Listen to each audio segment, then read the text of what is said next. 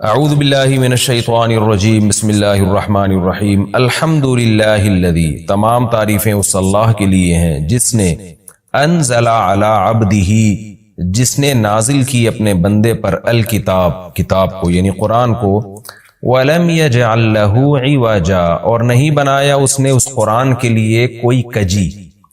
عوج ٹیڑھے پن کو کہتے ہیں، اعوجاج کا معنی کسی چیز کا ٹیڑھا ہونا۔ تو کلام میں کجی کسے کہتے ہیں، کلام میں ٹیڑھا پن کسے کہتے ہیں، یعنی سیدھی بات نہ ہو۔ ہم کہتے ہیں نا کہ بھائی سیدھی بات کرو، تمہاری اپنی بات میں اتنا ٹکراؤ ہے، پتہ ہی نہیں چلتا کہ تم کیا کہنا چاہتے ہو اور بات بھی واضح نہ ہو، تو ایسے کلام کو کہا جاتا ہے ٹیڑھا کلام، عوج والا کلام۔ تو قرآن کہہ رہا ہے کہ قرآن کے مضامین بالکل اسٹریٹ ہیں، سیدھے سیدھے ہیں، نیچر کو فطرت کو اپیل کرتے ہیں اور ٹکراؤ نہیں ہے آپس میں مضامین میں۔ تو یہ مطلب ہے عوج نہ ہونے کا۔ وَلَمْ يَجْعَلْ لَهُ عِوَجًا اور اس میں کوئی کجی نہیں ہے۔ قیماً سیدھا سیدھا کلام ہے، یہ اسی لم یجعل لہ عوجن کو دوسرے لفظ کے ساتھ ایکسپلین کیا جا رہا ہے کہ جس میں کجی نہیں ہوتی تو ظاہر ہے وہ سیدھا کلام ہوتا ہے۔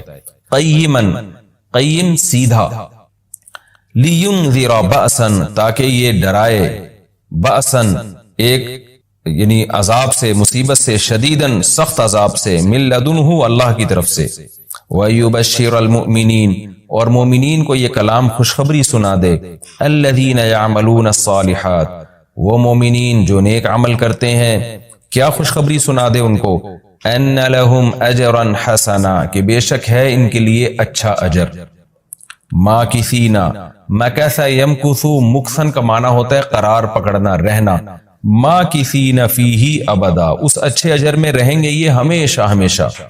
وَيُنذِرَ اور تاکہ یہ کلام ڈرا دے الذین ان لوگوں کو قالوا جو کہتے ہیں اتخذ اللہ ولدا کہ اللہ نے اولاد ٹھہرا لی، معاذ اللہ، ما لہم بہ من علم نہیں ہے ان کے لیے بہ اس بات پر، من علم کوئی علم، میں نے بتایا تھا علم کا ترجمہ دلیل سے بھی ہوتا ہے، ان کے لیے اس بات پر یعنی اس دعوے پر کوئی دلیل نہیں ہے ان کے پاس، وَلَا لِآبَائِهِمْ اور نہ ان کے باپ دادا کے پاس کوئی دلیل ہے۔ کَبُرَتْ کَلِمَةً کبورا یہ ایک فعل تعجب ہے، بہت ہی یعنی تعجب کی بات ہے، یعنی بہت ہی بڑا کلمہ ہے، یعنی بہت ہی بری ہے یا بہت ہی بڑی ہے، ازروئے کلمہ کے یعنی ازروئے بات کے، یہ بات بہت بڑی ہے، یعنی بری ہونے میں بہت بڑی ہے۔ یعنی جو انہوں نے کہا نا کہ اللہ تعالیٰ نے کسی کو اپنی اولاد ٹھہرا لیا ہے، تو یہ بات بڑے ہونے کے لحاظ سے بہت ہی بری ہے، یہ ترجمہ ہوگا کبورت کلیمتن یہ بہت ہی برا ہے، بڑا ہے کلمے کے اعتبار سے، تخرج وہ کلمہ جو نکلتا ہے من افواہہم ان کے منہ سے، فوہ کہتے ہیں منہ کو، فوہ اور افواہ اس کی جمع آتی ہے، تو ان کے منہ سے جو نکلتا ہے، تو جو کلمہ نکلتا ہے تو یہ بات بہت بڑی ہے اس کلمے کے اعتبار سے، یعنی یہ کلمہ بہت ہی برا کلمہ ہے جو ان کی زبانوں سے نکلتا ہے۔ ان یقولون الا کذبا نہیں کہتے یہ لوگ مگر جھوٹ، فلعلک فا کا مطلب تو یا پھر لعلک شاید آپ، باخع نفسک بخا یبخع ہلاک کرنا، آپ ہلاک کر بیٹھیں گے اپنی جان کو، علی آثارہم ان کے نشانات، ان کے پیچھے، اثر نشان کو کہتے ہیں کیونکہ نشان انسان کے پیچھے پیچھے ہوتا ہے نا، تو اس کا مطلب ان کے پیچھے، یعنی آپ ان کے در پہ ہو کے ان کے پیچھے ایسا لگتا ہے کہیں اپنی جان ہلاک کر بیٹھیں گے۔ ان لم یؤمنوا اگر یہ لوگ اس ایمان نہ لائے، بہذا الحدیث اس بات پر یعنی قرآن پر ایمان نہ لے کر آئے، تو ایسا لگتا ہے شاید کہ آپ اپنی جان ہلاک کر بیٹھیں گے ان کے پیچھے، اسفا افسوس کرتے ہوئے، اسفا تاسف اردو میں بھی استعمال ہوتا ہے نا، بڑا تاسف ہوا یعنی غم، تو آسان ترجمہ آیت کا کیا ہوگا، شاید کہ آپ ان کے پیچھے اپنی جان کو ہلاک کر بیٹھیں گے غم کی وجہ سے، اگر یہ اس بات پر ایمان نہ لے کر آئے، اس قرآن پر ایمان نہ لے کر آئے۔ انا جعلنا بے شک بنایا ہے ہم نے، ما علی الارض اس چیز کو جو زمین پر ہے، کیا بنایا ہے ہم نے اس کو، زینت اللہ زمین کے لیے زینت، یعنی زمین سے مراد ہے زمین والوں کے لیے، زمین والوں کے لیے ہم نے جو کچھ زمین کے اوپر ہے وہ زینت بنایا ہے، لِنَبْلُوَهُمْ تاکہ ہم ان لوگوں کو آزمائیں، أَيُّهُمْ أَحْسَنُ عَمَلًا کہ ان میں کون ہے جو عمل کے لحاظ سے زیادہ اچھا ہے، وَإِنَّا لَجَاعِلُونَ اور بے شک بنانے والے ہیں ہم ما اس چیز کو علیہا جو زمین پر ہے. کیا بنانے والے ہیں؟ سعیدن میدان، جروزا چٹیل. سعید یصعد صعودن کا معنی اوپر چڑھنا. تو سعید زمین کے اوپر کے حصے کو کہتے ہیں کیونکہ وہ سب سے اوپر والی پرت ہے نا زمین کی، تو سب سے اوپر ہوتی ہے اس لیے اس کو سعید کہا جاتا ہے. تو مٹی کو بھی کہا جاتا ہے چونکہ زمین کے اوپر ہوتی ہے وہ. اور جروزا جرز کہتے ہیں کاٹنے کو، جرز عربی میں، جروز کٹی ہوئی. تو کٹی ہوئی زمین کا مطلب ہے جس کی فصل کٹی ہوئی ہو. تو فصل جب زمین کی کٹتی ہے تو چٹیل میدان بن جاتی ہے. تو یہاں مطلب یہ نہیں ہے کہ زمین کے اوپر جس کی فصل کاٹ دی گئی ہو ہم وہ والی زمین کے اوپر کو وہ بنانے والے، مطلب یہ ہے کہ چٹیل. یہ کنایا ہے یعنی مجاز ہے کہ جب فصل کٹ جاتی ہے تو زمین چٹیل میدان بن جاتی ہے. تو اس کا ترجمہ کیا ہوگا؟ وَإِنَّا لَجَاعِلُونَ ہم بنانے والے ہیں ما علیہا ان تمام چیزوں کو جو زمین پر ہیں. کیا بنانے والے ہیں؟ سعیدن جروزا چٹیل میدان بنانے والے ہیں. سب ختم ہو جائے گا. ام حسبتا اے مخاطب یا اے محمد صلی اللہ علیہ وسلم کیا آپ سمجھتے ہیں کہ آپ گمان کرتے ہیں ان اصحاب الکہفی کہ غار والے لوگ والرقیم اور پہاڑ والے لوگ. رقیم رقمت الجبل، جبل کے کنارے کو کہتے ہیں. رقمت الجبل کا مطلب ہوتا ہے پہاڑ کا کنارہ. پہاڑ کے کنارے میں کوئی بھی جگہ ہو تو اس کو رقمت الجبل کہا جاتا ہے، اسی سے رقیم نکلا ہے. تو پہاڑ کے کنارے پر یعنی رقیم کا مطلب کیا ہوگا؟ اصحاب الکہفی والرقیم، غار والے لوگ اور پہاڑ کے جانب والے لوگ. کیونکہ اصحاب کہف جو تھے وہ غار میں بھی تھے اور ظاہر ہے وہ غار پہاڑ کی جانب میں تھا، تو اس لیے ان کو اصحاب الکہف بھی کہا، اصحاب الرقیم بھی کہا. اور بعض حضرات نے کہا کہ یہ رقیم رقم سے نکلا ہے. رقم یرقوم کا معنی ہوتا ہے لکھنا. تو مرقوم ہے نا، مرقوم لکھی ہوئی چیز کو کہا جاتا ہے. تو اصحاب رقیم ان کو اس لیے کہا گیا ہے دو وجہ سے. بعض یعنی اگر ہم اس کو لکھی ہوئی تحریر سے مراد لیں تو دو وجہ سے ان کو رقیم کہا جا سکتا ہے. یا تو اس لیے کہ ان کا واقعہ تاریخی کتابوں میں تواتر سے چلا آ رہا تھا، یعنی مورخین اس واقعے کو لکھتے تھے، تو یہ لکھی ہوئی یعنی وہ لوگ بن گئے جن کو لکھا گیا ہے. اس لیے اللہ نے ان کو اصحاب الرقیم کہا، یعنی وہ لوگ جن کی ہسٹری کو لکھا گیا ہے. تو ظاہر عجیب لوگ تھے تبھی تو ان کی ہسٹری کو لکھا گیا. نارمل واقعات عام طور پہ نہیں لکھے جاتے. اور بعض نے کہا نہیں، رقیم ان کو اس لیے کہا گیا کہ پہاڑ جس میں انہوں نے کئی سو سال گزارے، یعنی بہت عرصہ گزارا، تو اس پہاڑ میں ان کے نام پھر لوگوں نے نا لکھ کے لٹکا دیے تھے، تو اس لیے بھی ان کو رقیم کہا گیا ہے. رقیم والے یعنی وہ لوگ جن کے نام کی پرچی پہاڑ پہ لٹکا دی گئی تھی، تختی لٹکا دی گئی تھی. تو خیر دو مفہوم ہو سکتے ہیں، زیادہ ترجیح اس کو دی گئی ہے کہ اس سے پہاڑ مراد لیا جائے، تو آسان ترجمہ بھی یہی بنے گا. ان ام حسبت ان اصحاب الکہف والرقیم، اے نبی کیا آپ سمجھتے ہیں کہ غار والے اور پہاڑ والے لوگ کانوا من آیاتنا عجبا، وہ تھے ہماری نشانیوں میں سے بڑی عجیب نشانی. یعنی کیا آپ یہ سمجھتے ہیں؟ اگر یہ سمجھتے ہیں تو واقعی ایسا ہی ہے، وہ بڑی عجیب نشانی تھے. ایک مطلب تو یہ ہو سکتا ہے، اور ایک مطلب اس آیت کا یہ ہو سکتا ہے کہ آپ سمجھتے ہیں کہ یہ بڑی نشانی تھے، حالانکہ یہ اتنی بڑی نہیں تھے. یہ کائنات جو ہے یہ اس سے بھی بڑی نشانی ہے. یعنی لوگ تو اس کو بڑی نشانیوں میں سے ایک سمجھ رہے ہیں، حقیقت میں یہ کائنات اس سے بڑی نشانیاں ہیں. یہ ہوتا ہے نا جب ہم کسی کو کہتے ہیں یار تم اس واقعے کو کوئی عجیب سمجھ رہے ہو، تو اس میں ہمارا مقصد انکار کرنا ہوتا ہے کہ یہ کوئی اتنا بڑا عجیب واقعہ نہیں ہے. تو اللہ بھی بتا رہے ہیں کہ اے نبی یہ جو لوگ آپ سے آ کے سوال پوچھ رہے ہیں کہ اصحاب کہف کا بڑا عجیب واقعہ تھا وہ کیا ہے، تو اللہ کہتے ہیں کہ آپ اس کو عجیب سمجھتے ہیں، یہ تو ہماری قدرت کا ایک ادنا سا اظہار ہے، ہم نے تو اس سے بڑے عجیب عجیب کام کیے. تفسیر میں اس کی ڈیٹیل آئے گی انشاءاللہ. اذ اول فتیتو، اس وقت کو یاد کرو جب، فتیہ فتح کی جمع ہے، فتح عربی میں نوجوان کو کہتے ہیں، فتیہ اس کی جمع آتی ہے. اوا یا ابھی کا معنی ٹھکانہ پکڑنا، جب ٹھکانہ پکڑا چند نوجوانوں نے. فتیہ عربی میں فعلتن کا جو وزن ہے وہ جمع قلت کے لیے آتا ہے. قلت کا مطلب تھوڑے سے لوگ. فعلتن افعال افعلن افعال فعلتن افعلتن، یہ چار اوزان عربی میں آتے ہیں جمع قلت کے لیے، یعنی 9 سے کم پہ دلالت کرنے کے لیے. اذ اول فتیتو، جب چند نوجوانوں نے ٹھکانہ پکڑا، الی الکہف، غار کی طرف، فقالو، پھر کہنے لگے، ربنا آتینا، اے ہمارے رب ہم کو عطا کر دے، من لدن کا اپنی طرف سے، رحمتن رحمت بھی، وہیئ لنا اور تیار کر دے ہمارے لیے، انتظام کر دے ہمارے لیے، ہیئ یہیئ، سبح یسبح کی طرح تیار کرنا، انتظام کرنا، کھانا پکانے کو بھی کے لیے بھی یہ لفظ استعمال ہوتا ہے کیونکہ وہ تیار کیا جاتا ہے نا.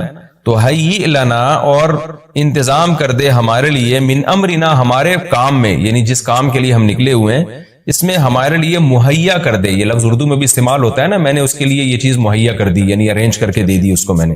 تو ارینج کرنا بھی اردو میں آج کل یہ انگلش کا یہ ورڈ بھی بہت کثرت سے استعمال ہوتا ہے، ارینج کرنا.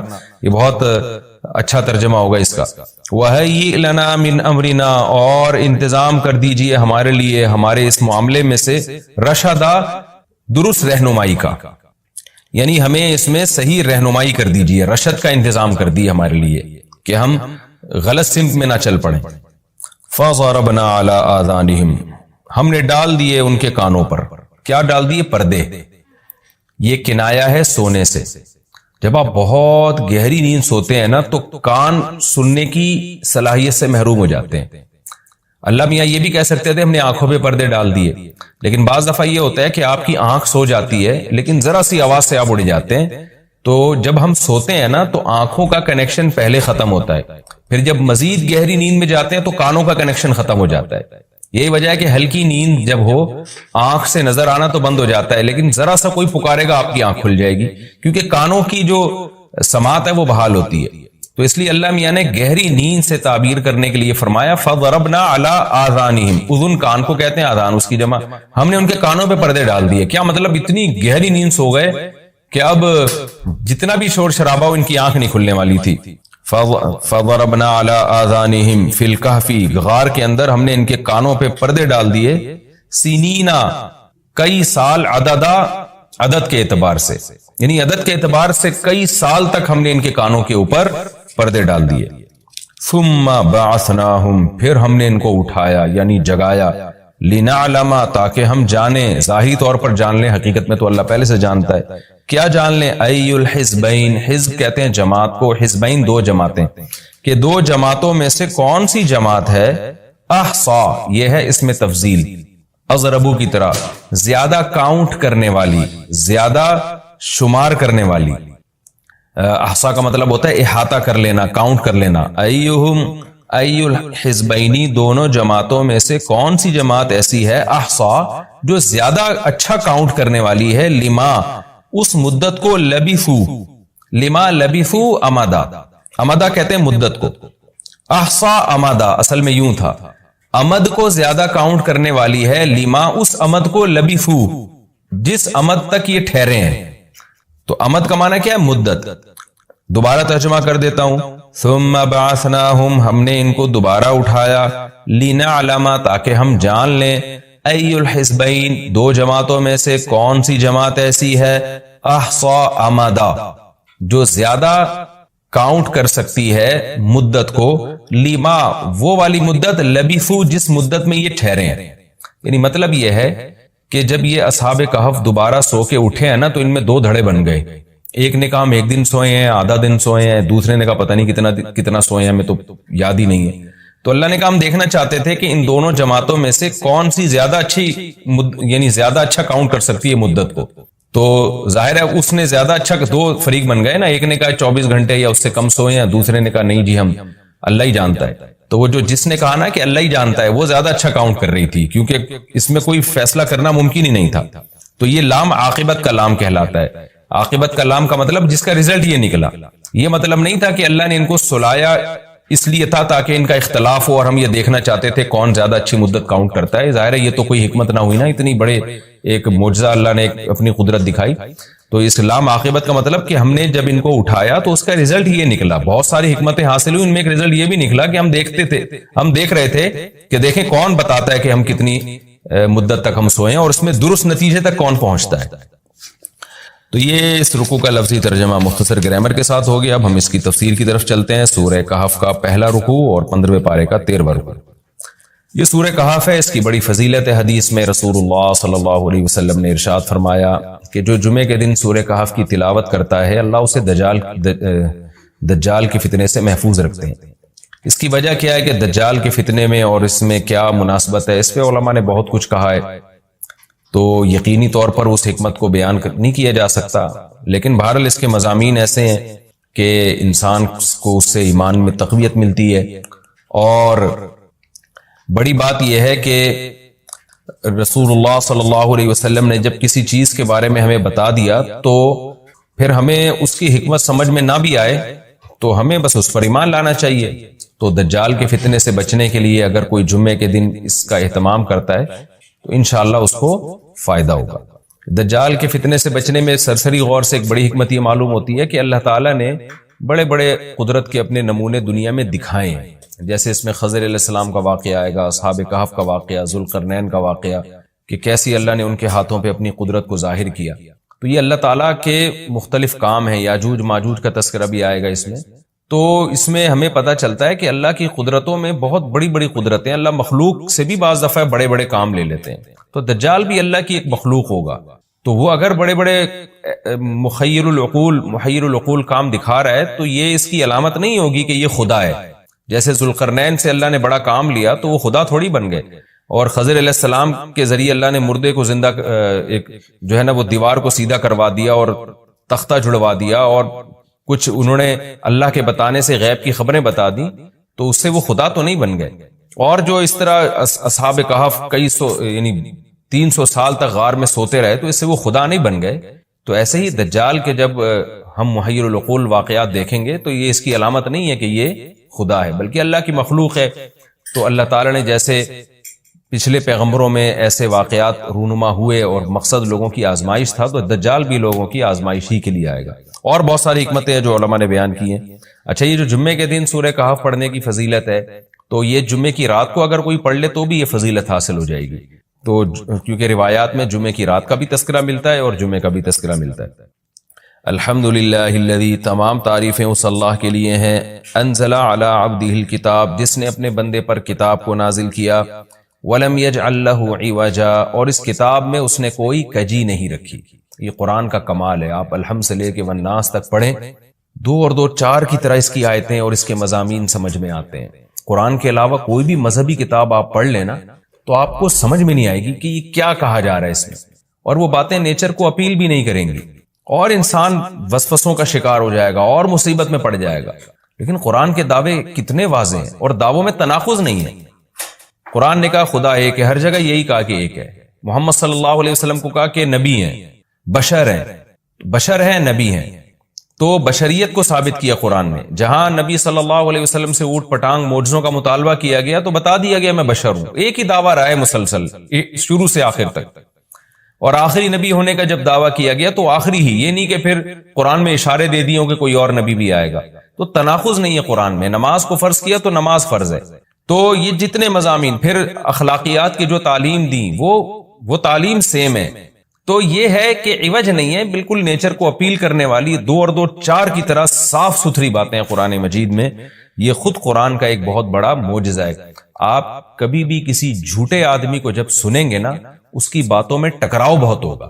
میں ایک دفعہ تحقیق کر رہا تھا، یہ منکرین حدیث جو ہیں جنہوں نے کہا دعویٰ کیا کہ حدیث حجت نہیں ہے، تو ہمارے شیخ حضرت مفتی رشید احمد صاحب رحمہ اللہ تعالی نے اصل الفتاوی کی 2 جلد میں ان کے خلاف بہت کچھ لکھا ہے. تو اس میں ایک بڑی دلچسپ بات یہ تھی کہ جب یہ منکرین حدیث کا جو بانی ہے نا، پرویز نام تھا اس کا، پورا نام اس وقت ذہن میں نہیں ہے، تو اس کی کتابوں سے حضرت نے تناقض نکالا. مفتی رشید احمد صاحب رحمۃ اللہ علیہ نے تناقض کیا نکالا؟ ایک جگہ لکھ رہا ہے کہ حدیث حجت نہیں ہے، دوسری جگہ لکھ رہا ہے کہ حدیث حجت تو ہے لیکن جن ذرائع سے ہم تک پہنچی وہ ذرائع حجت نہیں ہے. اور ایک جگہ لکھ رہا ہے کہ حدیث حجت بھی ہے لیکن صرف نبی صلی اللہ علیہ وسلم کے دور تک کے لیے حجت ہے، ہمیشہ کے لیے حجت نہیں ہے. تو ایسے کئی تناقض. تو اس میں حضرت نے لکھا کہ اس سے پتہ چلتا ہے کہ یہ بیچارہ خود اس کو پتہ نہیں ہے کہ یہ اس کا دعویٰ کیا ہے. یعنی اس سے صاف واضح ہوتا ہے کہ ان کا مقصد صرف اور صرف ہمیں اسلام سے ہٹانا ہے، اور حدیث کو مشکوک قرار دے کر، کیونکہ زیادہ تر جو قوانین ہمیں اسلام کے ملتے ہیں وہ تو قرآن میں بہت کم ملتے ہیں، وہ تو احادیث میں ملتے ہیں. قرآن تو زیادہ تر عقیدے کی بات کرتا ہے، آخرت کے تصور کو ہماری نظروں میں اجاگر کرتا ہے، اخلاقیات سکھاتا ہے، مسائل فقہی مسائل وہ تو زیادہ تر احادیث میں ہے، اسلامی قانون جسے ہم کہتے ہیں. تو مقصد اس کا یہ ہے کہ اسلامی قانون سے کسی طرح لوگوں کو ہٹایا جائے. تو جیسے جس وقت بن پڑی وہ دعویٰ اس نے کر دیا. کبھی مجلس دیکھی کہ یار اس وقت یہ دعویٰ کرنا زیادہ مناسب ہے کہ حدیث حجت تو ہے لیکن جن ذرائع سے پہنچی وہ ذرائع قابل اعتماد نہیں ہے، تو وہاں اس نے یہ دعویٰ کر دیا. تو جھوٹا آدمی کسی ایک بات پہ ٹکتا نہیں ہے. آپ مرزا غلام احمد قادیانی کے دعووں کو دیکھ لیں, اس کی کتابوں میں کہیں وہ لکھتا ہے کہ میں نبی نہیں ہوں, میں تو امام ہوں, اور کہیں لکھتا ہے کہ میں, شروع میں اس نے یہ دعویٰ کیا تھا کہ میں نبی نہیں ہوں, میں امام مہدی ہوں, پھر اس نے دعویٰ کیا میں حضرت وہی عیسیٰ علیہ الصلوۃ والسلام جو مسیح موعود وہ ہوں. اس کی کتابوں میں اتنا ٹکراؤ ہے, وجہ اس کی ہے کہ باطل کا ایک ہدف ہوتا ہے, تو وہ دیکھتا ہے کہ جیسا دیس ویسا بھیس. جیسے اس کا ہدف ہوتا ہے شہرت, دولت, اور یا لوگوں میں پھوٹ ڈالنا, یا کوئی منصب حاصل کرنا کسی سے, تو وہ پھر دیکھتا ہے کہ جس وقت جو طریقہ اس کو سوٹیبل لگتا ہے نا, وہ وہی طریقہ اختیار کر لیتا ہے. تو ہر باطل میں یہ ہوتا ہے. آج بھی ہم دیکھتے ہیں جو اہل باطل ہوتے ہیں وہ کسی ایک بات پہ ٹکتے نہیں ہیں. ایک تو ہوتا ہے نا انسان سے غلطی سے ایک دعویٰ ہو گیا, اس سے رجوع کر لے, وہ ایک الگ چیز ہے, وہ تو ہر انسان سے خطا ہو سکتی ہے. لیکن اہل باطل کے دعووں میں بہت ٹکراؤ ہوتا ہے, وہ کسی ایک بات پہ ٹکتے نہیں ہیں. آج بہت سارے اسکالرز ایسے ہیں کہ آپ جب ان کی تقریریں سنیں گے یا ان کی کتابیں پڑھیں گے تو انہیں بہت ٹکراؤ نظر آئے گا. اسی سے صاف پتہ چل جاتا ہے کہ یہ لوگ اپنے دعوے میں مخلص نہیں ہیں, ان کا مقصد پھوٹ ڈالنا ہے. تو جتنی جو تحریف شدہ آسمانی کتابیں ہیں, یہ جتنے باطل مذاہب ہیں, ان میں بھی آپ کو یہ ٹکراؤ نظر آئے گا. تو قرآن یہ دعویٰ بار بار کرتا ہے کہ اللہ تعالیٰ نے جو کلام اپنے حبیب صلی اللہ علیہ وسلم پہ نازل کیا, اس میں آپ کو عوج نظر نہیں آئے گا, کوئی کجی نظر نہیں آئے گی. بہت واضح 2 اور 2 4 کی طرح وہ اپنے دعووں کو دعوے کرتا ہے قرآن مجید, اور اس پر دلائل قائم کرتا ہے. قیماً, اللہ فرماتے ہیں سیدھا سیدھا کلام ہے, لینذر بأسا, تاکہ یہ ڈرا دے. اللہ تو نے اتنا صاف ستھرا کلام نازل کیوں کیا؟ اللہ کہتے ہیں 2 وجہ سے. برے لوگوں کو ڈرانے کے لیے, اچھے لوگوں کو امیدیں دلانے کے لیے, تاکہ برے لوگ برائی سے بچیں اور اچھے لوگوں کو موٹیویشن ملے. یہ دعویٰ بھی قرآن کا کتنا پیارا اور کتنا صاف ستھرا ہے. برائی کو ختم کرنا چاہتا ہے قرآن, اچھائی کو پروموٹ کرنا چاہتا ہے. لِيُنذِرَ بَأْسًا شَدِيدًا, ہم نے کیوں نازل کیا؟ تاکہ یہ ڈرا دے شدید عذاب سے, من لدنہ, اللہ کی طرف سے, یعنی اللہ کی طرف سے ڈرا دے. وَيُبَشِّرَ الْمُؤْمِنِينَ, اور ایمان والوں کو خوشخبریاں سنا دے. کون سے ایمان والے؟ الَّذِينَ يَعْمَلُونَ الصَّالِحَاتِ, جو اچھے اعمال کرتے ہیں. کیا خوشخبری سنا دے؟ ان لہم اجرا حسنا, کہ ان کو اجر ملے گا بہت اچھا, اور ایسا اجر ملے گا ماکثین فیہ ابدا, رہیں گے اس اجر میں وہ ہمیشہ ہمیشہ. وینذر الذین قالوا, اور تاکہ یہ کلام ڈرا دے ان لوگوں کو, الذین قالوا, جو کہتے ہیں اتخذ اللہ ولدا. اللہ نے ڈرانے کا ذکر 2 دفعہ کیا, اس لیے کہ ایک تو عام لوگ جو برے ہوتے ہیں ان کو ڈرا دے, اور مشرکین میں خاص طور پر یہ برائی تھی کہ یہود و نصارہ کی باتوں میں آ کے اللہ کے لیے اولاد ٹھہرا لیا کرتے تھے. وہ فرشتوں کو بیٹیاں کہہ دیا, یا عیسائیوں کی باتوں میں آ کے اللہ کے لیے اولاد ٹھہرا دی. تو اس لیے اللہ نے خاص طور پر ان مشرکین اور ان کافروں کا ذکر کیا جو نبی صلی اللہ علیہ وسلم کے دور میں اللہ کے لیے اولاد ٹھہراتے تھے, کہ اللہ ان کو بھی ڈرا دیا جائے. وَيُنذِرَ الَّذِينَ قَالُوا, اور ڈرا دے ان لوگوں کو جو کہتے ہیں اتخذ اللہ ولدا, کہ اللہ نے ٹھہرا لی ہے اولاد. سورہ کہف بھی مکی صورتوں میں سے ہے نا, تو اس میں بھی توحید کا مضمون بہت ہوگا. مَا لَهُم بِهِ مِنْ عِلْمٍ, نہیں ہے ان کے لیے اس دعوے پر کوئی دلیل. وَلَا لِآبَائِهِمْ, اور نہ ان کے باپ دادا کے پاس کوئی دلیل تھی. یہ اکثر کہتے تھے نا, بھائی ٹھیک ہے ہمارے پاس دلیل نہیں ہے لیکن ہم اپنے باپ دادا کو فالو کرتے ہیں. تو اللہ کہتے ہیں تمہارے باپ دادا کے پاس کون سے اس دعوے کی کوئی دلیل تھی. اور یہ جملہ ہلکا نہیں ہے, کبرت کلمتن, بہت بڑا ہے یہ کلمے کے اعتبار سے. ایسا کلمہ جو ان کی منہ سے نکلتا ہے, منہ سے نکلنے والا کلمہ, یہ بہت بڑا کلمہ ہے, بہت بھاری ہے زمین اور آسمان پر, کہ اللہ کے لیے اولاد ٹھہرا دی. ان یقولون الا کذبا, نہیں بولتے یہ لوگ مگر نرا جھوٹ بولتے ہیں یہ. فلعلک باخع نفسک علی آثارہم, اللہ تعالیٰ اپنے حبیب صلی اللہ علیہ وسلم کو تسلی دے رہے ہیں کہ اتنا سری جھوٹ بولتے ہیں اور آپ کی دعوت اتنی واضح ہے, پھر بھی یہ ایمان نہیں لاتے. تو اے نبی, کہیں ایسا نہ ہو کہ آپ غم میں اپنی جان ہی نہ ہلاک کر بیٹھیں, کیونکہ رسول اللہ صلی اللہ علیہ وسلم کا دل بہت گھٹتا تھا کہ اتنی واضح بات میں کر رہا ہوں, اتنا میرے دعوے میں اتنی کلیئرٹی ہے, اس کے باوجود یہ مانتے کیوں نہیں ہیں. تو غم سے آپ کا سینہ گھٹتا تھا. تو اللہ نے آپ کو بتایا کہ یہ آپ کی حالت یہ ہو گئی ہے, شاید کہ آپ اپنی جان ہی ہلاک کر بیٹھیں. دیکھیں اللہ کا شاید, یہ ہماری زبان میں اللہ ہم سے بات کرتے ہیں نا, ورنہ اللہ کے لیے تو شاید نہیں, اللہ کے لیے جو چیز ہوتی ہے یقینی ہوتی ہے. تو یہاں شاید کا مطلب کیا ہوگا کہ کوئی بھی دیکھنے والا آپ کی کنڈیشن کو دیکھے نا اس وقت, تو وہ کہے گا کہ آپ کی موت نہ واقع ہو جائے, اتنا غم ہے آپ کو. تو مقصد ہے غم کی شدت کو بیان کرنا. تو اللہ فرماتے ہیں شاید کہ آپ اپنی جان ہی ہلاک کر بیٹھے ان کے پیچھے، یعنی ان کے غم میں. اگر یہ لوگ اس قرآن پر ایمان نہ لے کر آئے، اسفا، افسوس اور غم میں آپ کی جان ہی کہیں آپ ہلاک نہ کر بیٹھیں. پھر آگے اللہ بتا رہے ہیں کہ یہ ایمان کیوں نہیں لے کر آتے. آپ غم نہ کریں، آپ کی دعوت میں کوئی کمی نہیں، آپ کے دلائل میں کوئی کمی نہیں. ایمان نہ لانے کی وجہ ہم بتاتے ہیں کیا ہے. کچھ لوگ لائیں گے، کچھ نہیں لے کر آئیں گے. وجہ کیا ہے وہ ہم بتا رہے ہیں اگلی آیت میں. انا جعلنا ما علی الارض، ہم نے بنایا ہے ہر اس چیز کو جو زمین کے اوپر ہے، زینت اللہ، زمین کے لیے، یعنی زمین والوں کے لیے زینت، اٹریکٹیو بنایا ہم نے. زمین اجڑی ہوئی ہوتی، کسی کا دل ہی نہ لگتا زمین میں، تو سارے آخرت ہی کی فکر میں لگ جاتے. لیکن زمین میں اٹریکشن ایسی پیدا کر دی ہے کہ یہ اللہ سے غافل کرتی ہے، حق سے دور کرتی ہے. ہر آدمی اس زمین کی زینت کو حاصل کرنے کی کوشش کرتا ہے. زینت وہ چیز ما یتزین، جو مزین ہوتی ہے اور جس کی طرف انسان کی اٹریکشن ہوتی ہے، چاہے حقیقت میں وہ اٹریکشن کے قابل ہو یا نہ ہو. جیسے گندگی کا ڈھیر ہے، اٹریکشن نہیں ہوتی، لیکن آپ نے اس کے اوپر ایک خوبصورت ململ کا کپڑا ڈال کے خوشبو چھڑک دی تو اب وہ دیکھنے میں بھلی لگنے لگے گی. تو جو چیز دیکھنے میں بھلی لگتی ہے اس کو مزین کہا جاتا ہے، چاہے حقیقت میں ہو یا نہ ہو. تو اللہ نے کہا کہ ہم حقیقت میں زمین اچھی ہے یا نہیں ہے یہ لوگ اس کو نہیں دیکھتے، بس اٹریکٹیو ہے اس کو دیکھتے ہیں کہ اس کا یہ اٹریکٹ کرتی ہے اپنی طرف. حقیقت میں دیکھا جائے تو مسافر خانہ ہے نا، کتنی بھی مل جائے تو ختم ہونے والی ہے، تو فنا ہونے والی چیزوں سے کون دل بہلاتا ہے. لیکن اللہ بتا رہے کہ ہم نے چونکہ اس کو مزین کر دیا ہے، تو اس مزین ہونے کا نتیجہ یہ ہے کہ کچھ لوگ اس میں پڑھ کے اللہ کو بھول جاتے ہیں اور کچھ اس کی حقیقت کو دیکھ کر اللہ کو یاد رکھتے ہیں.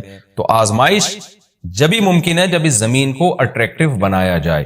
آگے اس لیے اللہ نے فرمایا کہ ہم نے بنایا ہے جو کچھ اس زمین کے اوپر ہے زینت اللہ، زمین کے لیے مزین.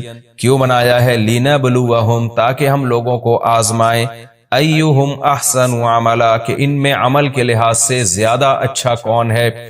اگر زمین کو مزین نہ بنایا جاتا تو سارے عمل کے لحاظ سے بہت اچھے ہو جاتے، کیونکہ قربانی نہ دینی پڑتی. اب اس مزین زمین کی بہت سی چیزوں کو چھوڑنا پڑتا ہے. نماز کے وقت دکان چھوڑنی پڑتی ہے، اور صدقات و خیرات کے وقت مال کی قربانی دینی پڑتی ہے، اور جو شریعت کے جتنے بھی احکام ہیں تو جاہ کی قربانی دینی پڑتی ہے، منصب کی قربانی دینی پڑتی ہے. تو اللہ کہتے ہیں ہم نے چونکہ مزین بنا دیا تاکہ ہم لوگوں کو آزمائیں. تو ظاہر ہے جب آزمائش ہوتی ہے تو اے نبی کچھ لوگ کامیاب ہوتے ہیں اور کچھ لوگ ناکام ہوتے ہیں. تو آپ چاہتے ہیں کہ ساری دنیا ایمان لے آئے، سارے نیک بن جائیں، یہ آپ کی چاہت پوری نہیں ہو سکتی، کیونکہ امتحان میں 100% لوگ کامیاب عام طور پر نہیں ہوا کرتے.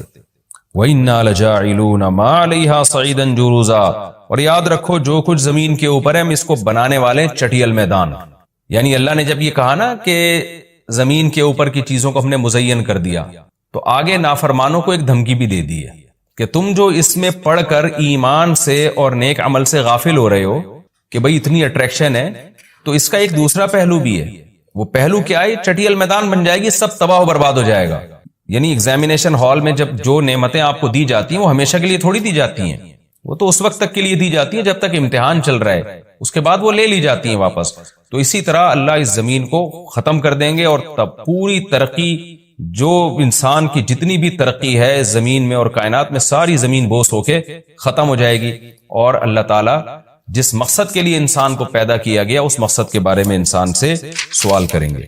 ام حسبت ان اصحاب الکہف والرقیم، قرآن نے یہ کچھ تمہید بیان کی کہ یہ دنیا آزمائش کے لیے اور سب کچھ ختم ہو جائے گا، جو قرآن کا اصل مقصود ہے. اب قرآن ایک واقعے کی طرف آتا ہے. مشرکین مکہ یہود و نصارہ سے بہت سی چیزیں سنا کرتے تھے، اور یہود آ کے ان کو چپ کے گائیڈ کرتے تھے کہ جس نے نبوت کا دعویٰ کیا ہے نا تم ان سے یہ سوال پوچھو، تم ان سے یہ سوال پوچھو. پھر یہود دیکھتے تھے کہ ہماری تورات کے مطابق جواب ملتا ہے کہ نہیں ملتا.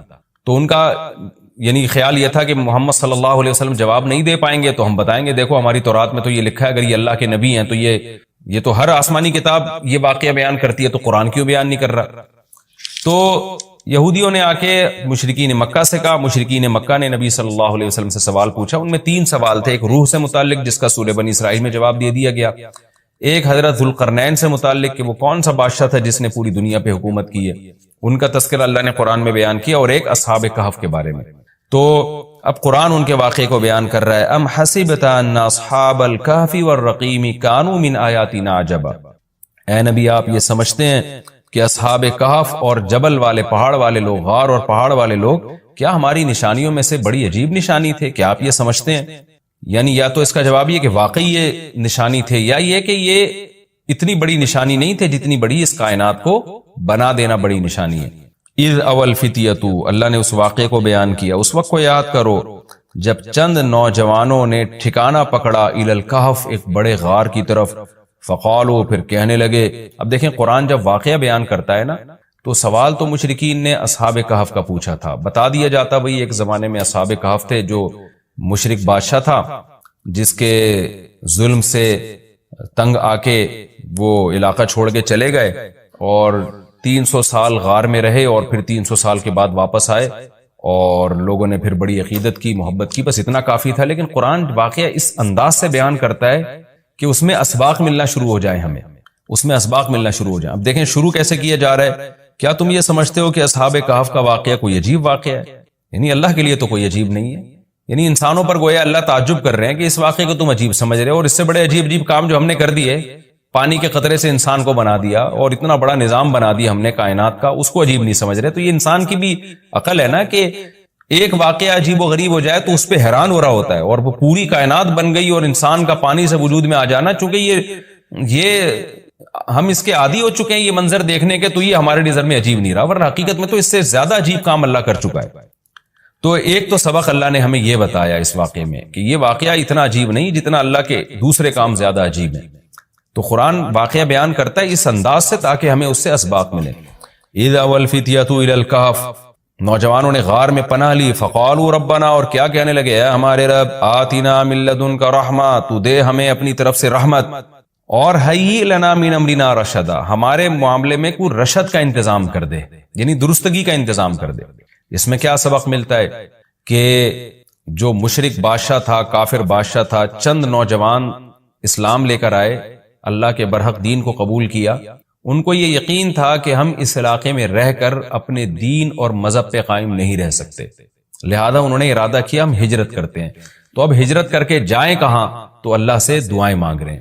اس سے کیا پتہ چلتا ہے کہ جب آپ کے لیے کسی علاقے میں رہ کر دین پر چلنا ناممکن ہو تو آپ پر لازم ہے کہ آپ اس علاقے کو چھوڑیں، ایک بات. نمبر 2، چھوڑ کر آپ اللہ پہ اعتماد اور توکل کریں کہ جس اللہ نے مجھے یہاں کھلایا وہ کہیں اور بھی کھلا سکتا ہے. نمبر 3، اللہ سے 2 قسم کی دعائیں مانگیں. نمبر 1، اے اللہ تو میرے لیے رحمت کا انتظام کر دے، یعنی اپنا رحم کر تاکہ تیری رحم کی وجہ سے ہمارے لیے معاملات آسان ہو جائیں. نمبر 2، تو ہمیں گائیڈ کر، ہیئ لنا من امرنا رشدا کا مطلب سیدھا راہ دکھا، ہمیں بتا کہ ہم نے جانا کہاں ہے، کس ملک میں اسٹے کرنا ہے، سفر کیسے کرنا ہے. یہ بالکل ایسے ہی ہے جیسے موسیٰ علیہ الصلوۃ والسلام سے غلطی سے قتل ہو گیا، تو اب مدین سے جب نکلنا تھا، مصر سے جب نکلنا تھا تو راستہ معلوم نہیں تھا، تو وہاں بھی اللہ تعالیٰ سے موسیٰ علیہ السلام نے دعا مانگی کہ وَلَمَّا تَوَجَّهَ تِلْقَاءَ مَدْيَنَ قَالَ عَسَىٰ رَبِّي أَن يَهْدِيَنِي سَوَاءَ السَّبِيلِ، مجھے امید ہے میرا رب مجھے سیدھا راستہ دکھائے گا.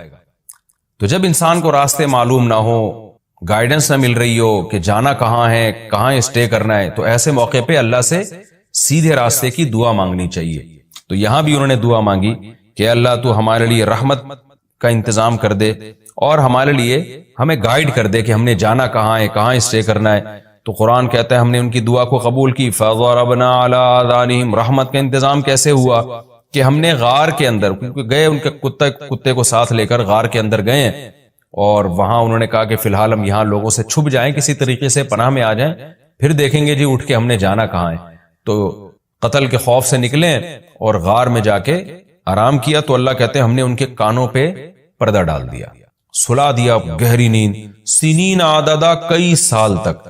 ثم بعثناہم، پھر ہم نے ان کو جگایا، لنعلم ای الحزبین، تاکہ ہم دیکھیں، جس کا نتیجہ یہ نکلا کہ ہم یہ دیکھنا چاہتے تھے ان دونوں میں سے کون سا فریق ایسا ہے احصیٰ لما لبثوا امدا، جو مدت کے اعتبار سے زیادہ کاؤنٹ کرنے والا ہے اس مدت کو، لما لبثوا، جس مدت تک یہ لوگ ٹھہرے.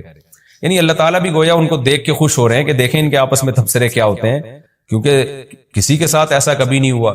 تو اب جب یہ اٹھیں گے تو اللہ کی گویا کہ اللہ تعالیٰ بھی ان کی بات کو دیکھ کرنا ایک خوش ہو رہے ہیں ان کو دیکھ کے کہ دیکھو میں یہ باتیں آپس میں کیا کرتے ہیں. تو کسی نے کیا کہا، کسی نے کیا کہا، یہ سارا تذکرہ آگے آئے گا. یہ واقعہ آگے بھی چلے گا اور انشاءاللہ اس کی تفصیل اگلے رکوع میں زیادہ آئے گی. ہمارا یہ رکوع الحمدللہ کمپلیٹ ہو گیا اور وقت بھی تقریباً کمپلیٹ ہی ہونے والا ہے ہمارا. تو انشاءاللہ اگلے ایپیسوڈ میں اس واقعے کو ہم مکمل کریں گے. تفسیر اس کی بہت آسان ہے، زیادہ ڈیٹیل میں جانے کی